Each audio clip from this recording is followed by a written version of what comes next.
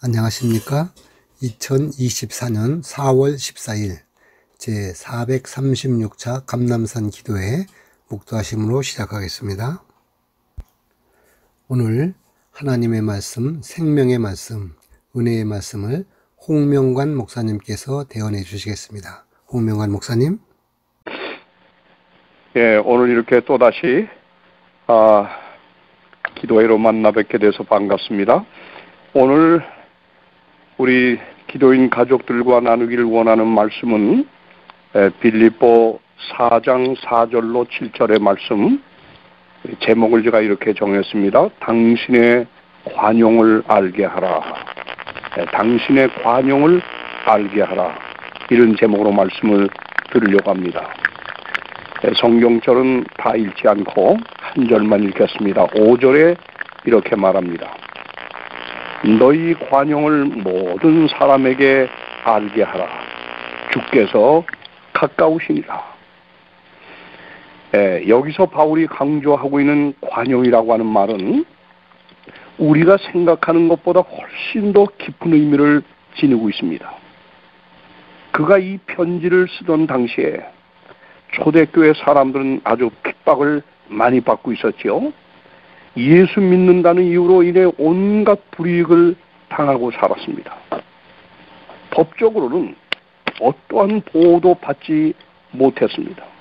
재산을 몰수당하기도 하고 자녀들이 또래 친구들과 어울리지도 못하고요. 때로는 살고 있던 삶의 터전을 송두리째 빼앗기고 정처 없이 유랑 생활을 해야만 하는 이런 일들이 아주 비일비재했다고 합니다. 심지어 끌려가서 남모르게 죽임을 당하는 일들도 많이 있었습니다. 이런 일을 당할 때 우리를 핍박하고 괴롭히는 사람을 향해 적의를 품거나 분노하지 말고 오직 하나님만 바라보면서 용서하고 인내하며 기다리는 태도를 가지라. 이것이 이 본문에서 사도 바울이 말하는 관용의 의미입니다. 그러니 이 관용이라고 하는 것이 얼마나 우리 그리스도에서 정말 생각할 때 지키기 어렵다 이렇게 생각할 수 있지 않겠습니까? 근데 바울은 이런 말씀으로 관용하라고 하는 거예요. 다시 말해서 오늘날 나와 마음이 잘 안 맞는 사람을 품는 그런 관용을 넘어서서요. 나를 정말 괴롭히고 나에게 엄청난 피해를 주는 사람까지라도 넓은 마음으로 품을 수 있는 것. 이게 그리스도인들이 가져야 될 관용이라고 바울은 강조하고 있는 것입니다. 초대 교회가 그처럼 폭발적으로 부흥할 수 있었던 그 비결은 그 당시 그리스도인들에겐 자신들을 그토록 핍박하는 사람들에게 적개심을 품지 않고 전도했다는 것입니다. 오늘 아침 우리 교과 공부에서 배우지 않았습니까? 어제요. 그들에겐 바울의 권면을 따라 세상을 향해 관용했다는 거예요. 그러므로 그 당시 그리스도인들은 사람들에게 전도할 때 여러분은 그리스도인들처럼 사랑하는 사람을 만나본 적이 있느냐? 이렇게 물을 정도로 그들은 세상을 향해 관용의 정신을 실천했다고 하는 것입니다. 이것이 그들의 능력이 충만했던 비결이었다고 하는 것이에요. 그런데 요즘 세상 우리 제7일 안식일 예수 재림교회를 비롯해서 우리 기독교를 향한 세상의 평가가 어떻습니까? 정말 조롱의 대상이 될 정도로 우리가 이렇게 변하지 않았습니까? 왜 그럴까요? 여러 이유가 있겠지만은 가장 근본적인 이유는 내가 살아가는 삶의 현장에서, 직장에서, 학교에서 그들이 그리스도인들에게서 관용을 보지 못했기 때문인 것입니다. 관용의 삶은 그들을 그리스도의 사랑으로 품기에 우리가 종종 손해도 보고 희생도 해야 하는 것이지만 우리 그리스도인들이 세상에서 빛과 소금의 직분을 감당치 못하고 그렇게 살지 못했다고 하는 것입니다. 오늘 우리를 향한 사도 바울의 권면을 다시 한번 보겠습니다. 너희 관용을 알게 하라. 이유가 뭡니까? 여기 바울은 그 이유를 주님의 재림이 이젠 가까웠다는 것이에요. 주께서 가까우시니라. 주께서 가까우신 이때를 살아가는 너희는 세상을 살아가는 가운데 소금과 빛의 직분을 감당하기 위하여 관용하라는 거예요. 관용하라. 종말의 때를 살아가는 우리가 세상에 하나님의 영광을 드러내기 위해서요, 세상을 향해 꼭 관용하는 삶을 살라고 하는 것입니다. 그럼 여러분, 어떻게 살아가는 것이 바울이 말하는 구체적인 관용의 삶일까요? 이 관용에 대하여 강조하는 사도 바울의 말씀을 보면 여기 본문을 분석하면 세 가지로 가르치고 있습니다. 첫째는 관용은 남의 허물과 죄를 덮어주는 마음이라고 그는 말합니다. 관용으로 여기 번역된 헬라어가요, 토 에피에이케스라고 하는 말인데, 이 말의 뜻은 무엇 위에 덮는다, 이런 뜻을 가르치고 있습니다.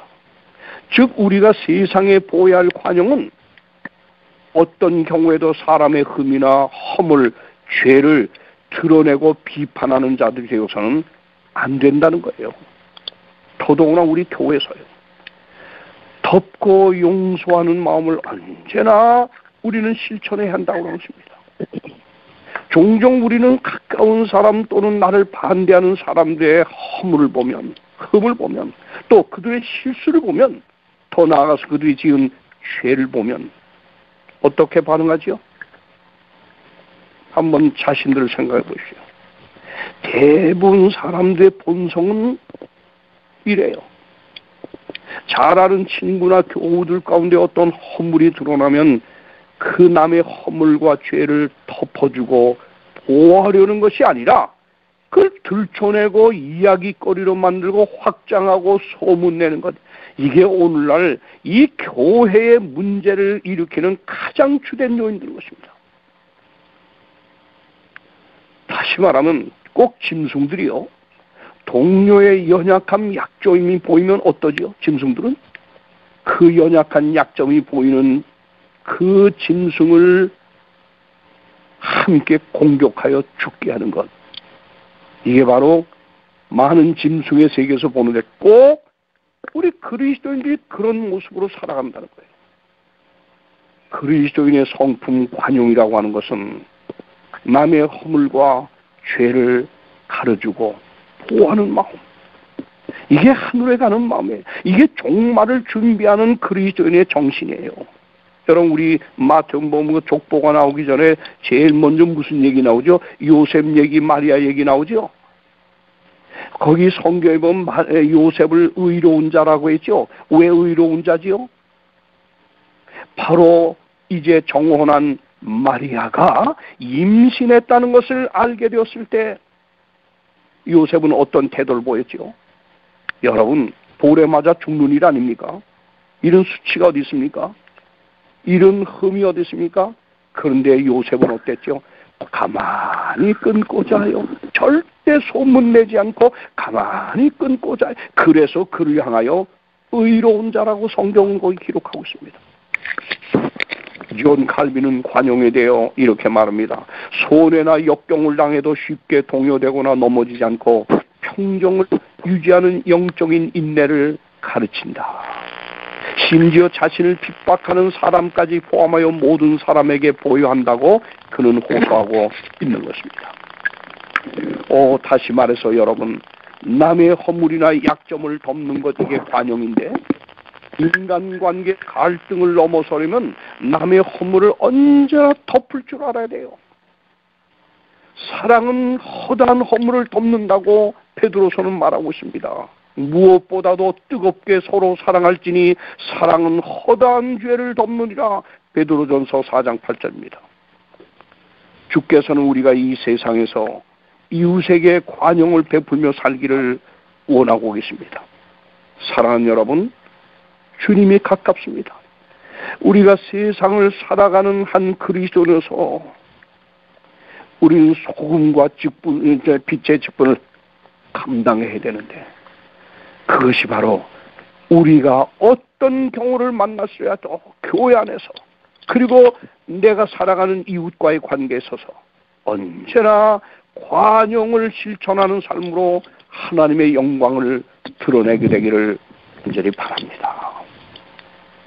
여기 바울은 두 번째로 이 관용에 대해서 또 강조합니다. 이것은 이웃의 삶을 세워주는 것이라고 그런 말씀을 합니다. 다른 사람의 허물을 덮고 용서하는 것은 관용의 소극적인 의미라고 하면, 더 나아가서 관용은 거기서 끝나지 않아요. 한 사람, 그 사람의 필요로 하는 것을 아주 아름답고 향기롭게 채워준다고 하는 적극적인 의미가 담겨 있습니다. 용서하는 것만으로 부족합니다. 그 사람을 다시 일으켜 세우기 위해 노력할 줄 아는 것, 이게 바로 바울이 여기서 말하는 관용의 2차적 의미입니다. 여러분 혹시 빙점이라는 그 유명한 소설책에 대해서 들어보셨나요? 아주 베스트셀러였죠. 일본의 작가 미우라 아야코가 쓴 책인데, 어떻게 돼서 이 책을 쓰게 되었느냐? 그런 한 마을에서 슈퍼마켓을 경영하고 있었습니다. 근데 하나님의 축복으로 날로 가게가 번창했어요. 아주 신실한 그리스도인이었거든요. 근데 그만 문제가 생긴 겁니다. 무슨 문제예요? 옆집 가게들이 안 된다고 아우성 치는 겁니다. 모든 손님들이 이 가게로 몰려가니까 우리 가게는 망하게 됐다고 이웃이 아우성을 치기 시작했어요. 그때 미우라 아야코는 그 남편에게 이렇게 말합니다. 여보, 우리 가게가 잘 되는 것이 옆 가게를 망하게 하는 것인 줄 몰랐어요. 가게 규모를 줄입시다. 이것이 하나님이 진정 원하는 뜻일 것 같아요. 하면서 드디어 남편과 이 미우라 아야코는 자신의 가게를 작게 축소합니다. 그리고 손님들이 오면 우리 그 물건 없어요. 저 옆 가게로 가보세요 하면서 옆 가게로 손님들을 보내기 시작했습니다. 그 결과 시간은 점점 남게 되었고, 그 남는 시간에 하나님의 사랑을 묵상하면서 글을 썼는데, 그것이 바로 빙점이라고 하는 이 소설책이었어요. 이 책은 출간 즉시 베스트셀러가 돼가지고 슈퍼마켓을 10개 경영하는 것보다 큰 수입, 큰 축복을 하나님이 이 딸에게 허락하는 것입니다. 그리스도인이야말로 관용이라고, 이 다른 말로 말하면 그리스도인의 관용이라고 하는 것은 다른 말로 표현하면 이웃 사랑의 실천입니다. 율법의 핵심은 하나님 사랑과 이웃 사랑으로 요약되지 않습니까? 그래서 요한일서에서는 눈에 보이는 이웃을 사랑하지 않는 사람은 보이지 않는 하나님을 사랑할 수 없다고 강조하고 있습니다. 하나님을 자세히 알고 사랑을 이웃에게 표현하며 사는 사람에게만 하나님은 놀라운 축복을 약속하는 것입니다. 미우라 아야코처럼 이웃의 일을 자신의 일처럼 생각할 줄 아는 것, 이것이 진정한 이웃을 향한 관용이라고 하는 거예요. 우리가 이웃 사랑 실천 많이들 말하지요. 이제는 말이 아니라 실천하는 삶을 통하여 우리의 관용을 보이시기를 바랍니다. 여기 마지막 세 번째로 사도 바울이 강조하는 관용의 의미는요, 다른 사람, 나를 반대하고 나를 핍박하는 사람을 품을 수 있는 넓은 가슴, 넓은 마음, 이것을 강조하고 있습니다. 사랑하는 기도인 여러분요, 하나님께서 우리를 어떻게 품어주셨나요? 성경은 우리를 가르쳐서 하나님과 원수되었던 자라고 말하죠. 로마서에. 우리가 하나님의 법을 범하고 배반한 배신자여 죄인이었어요. 그런데 이런 우리를 어떤 조건 없이 그냥 품어주신 하나님. 한번 하나님이 나에게 베푼 그 관용을 한번 생각해 봅시다. 내가 얼마나 수도 없이 죄를 범하고 하나님께 원수와 같은 짓을 행했나요? 그래도 하나님은 그 모든 것들을 다 받아주시고 우리의 죄값을 다 해결해 주시고, 그리고 오늘 나를 품으셔서 오실 예수의 재림을 맞이할 준비하도록 지금도 계속 나에게 은혜를 베풀고 있지 않나요? 그렇다면 내가 이렇게 관용을 하나님께 받은 사람이라면 우리가 이웃을 대할 때, 함께 신앙한다고 하는 우리 신앙 공동체인 우리의 교인들을 대할 때, 나를 반대하는 사람, 나를 핍박하는 사람을 대할 때 어떻게 해야 되겠습니까? 말할 필요 없어요. 관용해야 합니다. 관용해야 합니다. 여러분, 이거 오늘 이론을 듣지 마세요. 주께서 가까우시니라 재림을 맞이하게 준비하는 사람이 꼭 삶에서 실천해야 될 것, 관용이에요. 관용이에요.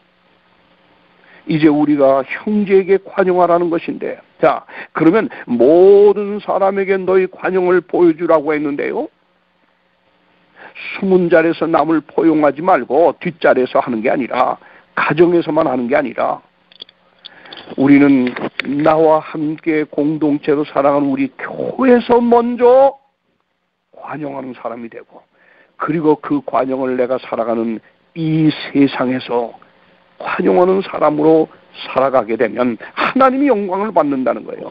그리고 하나님의 사업은 그로 인하여 크게 초대교회처럼 부흥할 수가 있다고 하는 겁니다. 이 관용이란 첫째 상대방의 약점과 허물을 덮어주는 마음이라고 그랬고요. 둘째는 상대를 일어서도록 도와주는 넓은 마음이라고 했고요. 셋째는 상대를 나의 마음에 품어 나와 하나가 되게 하는 것이라고 제가 강조했는데, 이 세 가지를 다 실천한 아주 훌륭한 한 집사님 경험이 있는데요, 제가 한번 소개하겠습니다. 그래서 저는 관용이 그리스도를 바라보고 늘 기도하며 그의 마음을 갖고자 내게 그 마음을 달라고 기도하고 한다고 하면 하나님이 마음을 준다는 걸 더 새삼 깨닫게 되었습니다. 전도에 아주 열심이었던 어떤 한 집사님이요, 직장 동료들과 함께 회식을 하게 되었습니다. 그런데 그 회식 자리에서 직장 상급자가 술을 자꾸 권하는 것이었어요. 여러분 같으면 어떡하겠습니까? 그런 그리스도인의 양심상 술을 마실 수가 없어서 계속 거절합니다. 그때 이 직장 상사가 이성을 잃고 화가 나가지고 여러 직장 동료들 앞에서 이 집사님의 뺨을 막 때렸습니다. 저 자식이 있고 나이도 있는 사람인데 여러 사람 앞에서 뺨을 맞았으니 이거 얼마나 창피하고 자존심 상하는 일이겠습니까? 얼마나 분했겠습니까?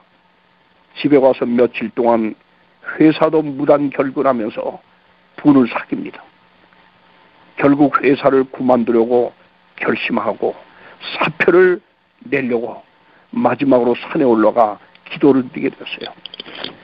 뺨 맞은 서러운 생각, 분한 마음으로 간절히 하나님께 기도했어요. 그런데 그렇게 기도하는 중에 뜻밖의 음성을 듣게 되었습니다. 하나님 말씀하십니다. 얘야, 너는 겨우 뺨 한 대 맞은 것을 갖고 그렇게 분하고 억울해하느냐? 나는 십자가 전에 많은 이들에게 멸시 천대 뺨도 맞고 침뱉음을 받고 너를 위해서였다. 이 말씀이 이렇게 하나님께서 말씀하시는 음성이 그의 마음에 깨달아지면서요, 침뱉음을 당하고 저주와 욕설 살찌는 채찍으로 맞으면서 아무런 자존심도 혈기도 변명도 없이 묵묵히 당신의 십자가를 지시고 골고다 길을 오르시는 예수님을 새삼 그날 산기도에서 깨닫게 되었습니다. 뺨 한 대 맞은 것은 어찌 고난이라고 분해하고 직장까지 그만두려 했을까 생각하니 너무나 자신이 관용하지 못하는 아주 좁은 사람임을 깨닫고 회개합니다. 깊이 거기서 눈물로 회개하고 주님의 마음을 따라서 자기도 관용하기로 결심합니다. 드디어 그 집사님은 그 하나님의 음성에 그리스도의 고난을 깊이 생각하며 자신의 자존심을 버리고 눈물로 회개했는데, 그러고는 산에서 내려와 다음날 직장으로 출근했습니다. 몇 날 동안의 무단 결근 후에 출근이었어요. 그런데 회사에서는 그 몇 날 동안 놀라운 일이 벌어져 있었습니다. 그의 뺨을 때린 그 상급자가 아주 곤란한 지경에 처하여 징계를 받을 처지에 있게 된 것입니다. 그 상급자가 회사에서 처리했던 여러 일들이 문제가 되어서요. 그런데 그 중에 이 집사님의 뺨을 때린 사건까지 알려지면서 문제가 되어가지고 이제 이 상급자가 아마 해고를 당할 지경까지 간 것 같습니다. 그 집사님은 자신의 뺨을 때린 그분을 그런데 두둔하기 시작했습니다. 그분의 구명을 위해 힘쓰기 시작했습니다. 피해 당사자인 그 집사님이 적극 나서서 그분을 돕기 시작했습니다. 결국 회사에서 내리려 했던 그 무서운 징계도 잘 해결되었고, 술을 마시지 않는다고 뺨을 때렸던 그 상급자는 이 집사님의 이해하지 못할 관용과 사랑에 그만 감동되어가지고 드디어 이 집사님을 따라 교회를 나옵니다. 복음을 받습니다. 그리스도인이었습니다. 그런데 그는 그로부터 몇 년이 지난 지금은 직장 선교의 한 리더, 지도자가 되어가지고 얼마나 열심으로 다른 사람에게 복음을 전하는 전도자가 되었는지요. 한 집사님의 상대를 향한 용서, 그 관용, 그를 일으켜 세워주는 구명운동, 이런 그리스도인이 꼭 실천해야 될 관용이 바로 한 영혼을 구원했을 뿐만 아니라 그를 다른 사람들 복음 전하는 아주 리더가 되게 만들었다. 참 이래서 관용하라고 하는 것이 아닐까요? 우리가 교회 생활을 하다 보면 가장 존경이 가는 사람이 어떤 사람이지요? 피해를 받던 어떤 불의한 대접을 받던 그들에 대해서 참고 인내하며 관용하는 사람, 넓은 마음을 보이는 사람, 참 좋지 않습니까? 목사도 장로도 집사도 어떤 신자도 그런 사람을 보면 여러분 가슴이 어떻습니까? 푸근해지지 않습니까?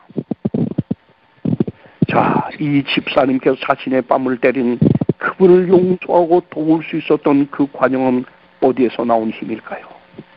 바로 그리스도의 음성을 듣고 그 사람을 깊이 깨달았기 때문입니다.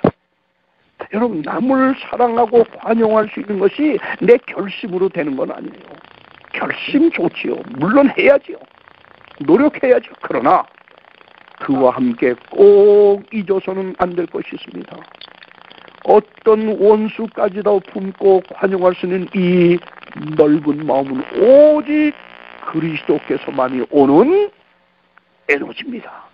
은혜입니다. 그래서 우리에게 사도 바울은 권면하기를 그리스도를 바라보라고 하는 거예요. 끊임없이 그를 바라보라는 거예요. 주님을 찾으라는 거예요.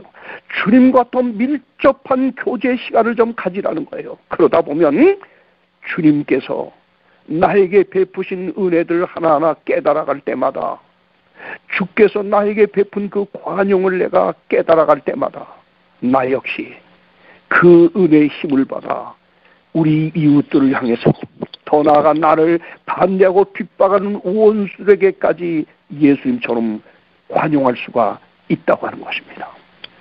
사랑하는 감남산 기도인 여러분이시여, 주께서 가깝습니다. 우리 모두 이런 때를 살아가면서 주님 맞이할 준비로서 우리 신앙의 관용을 실천하면서 그리스도의 영광을 이웃에게, 교회에게 우리가 살아가는 삶의 현장에서 꼭 드러내는 관용의 사람들이 되기를 간절히 바라며 말씀을 마칩니다. 하늘에 계시는 살아계신 하나님 아버지, 오늘도 하나님을 향하여 기도하기를 원하는 신실한 종들을 이 새벽에 유선상에 모아주시고 우리의 많은 앞에 놓인 문제들 놓고 하나님 앞에 도움을 구하는, 응답을 구하는 기도를 올리게 해주셔서 감사합니다. 우리 모두 합심하여 드린 이 모든 기도가 하나님께 이미 흠양되었음을 믿습니다. 흠양된 모든 기도를 하나님이 받으시고 뜻대로 응답해 주실 줄 믿습니다. 기도의 응답이 이루어질 때는 하나님만이 영광을 받으시옵시고 하나님의 백성들은 그로 인하여 축복을 경험할 수 있게 하여 주시옵소서. 특별히 주의 재림이 가깝습니다. 이 주의 재림을 눈앞에 두고 살아가는 우리에게 바울께서는 우리에게 권면하기를 너희 관용을 알게 하라고 했습니다.